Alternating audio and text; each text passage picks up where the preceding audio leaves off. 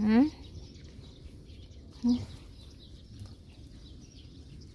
Sit down.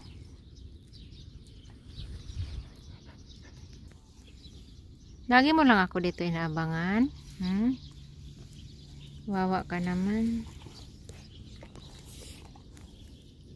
Paano yan? Uwi ako sa Pilipinas, wala nang magpakain sa'yo, ha? Wawa ka naman. Saan ba kasi yung bahay mo? Alam ko may amo ka kasi may kwintas ka. Bakit hindi ka na doon nakauwi?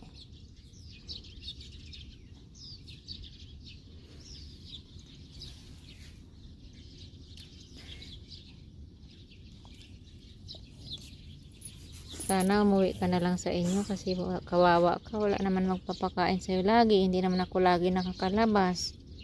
Lagi mo lang ako dito hinaantay. Kahit wala kang kain, nag-aabang ka maghapon.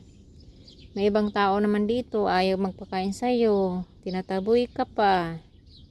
Di man lang sila naawa. Ang buntis ka pa naman. Kung wala ka lang tiyan, payat mo na. So lang buntis ka, kaya hindi ka halatang walang kain.